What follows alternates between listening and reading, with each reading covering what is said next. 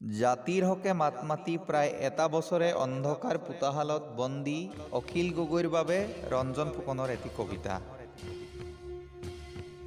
দেৱালৰ গৰ্জন।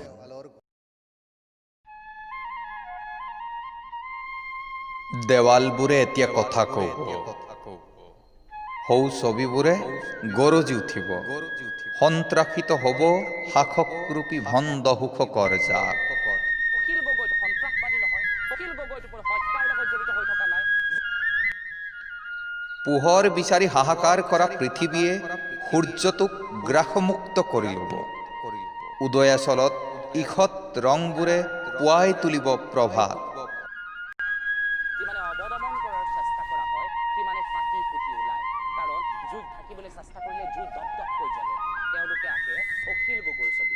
দেৱালবোৰ ক্ৰমাৎ হুলুকা হৈ আহিব, নিপীড়নৰ প্ৰস্তৰ স্তম্ভবোৰ বিচূৰ্ণ হ'ব।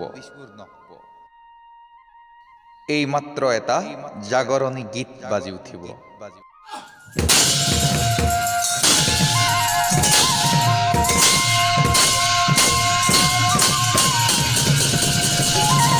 একো নোপোৱা বা একো নিদিয়া এজন মানুহৰ ছবি কিয় সমগ্ৰ অসমতে অঁকা হৈছে।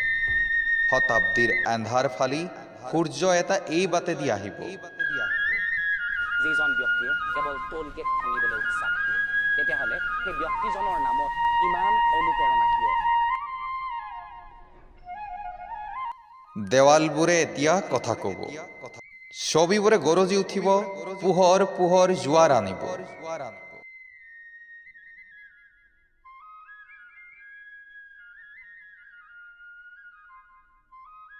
এইমাত্ৰ দেৱালবোৰে কথা কব, অন্যায় আৰু শোষণ উফৰাবলৈ মুক্তিৰ এটা গান বাজি উঠিব।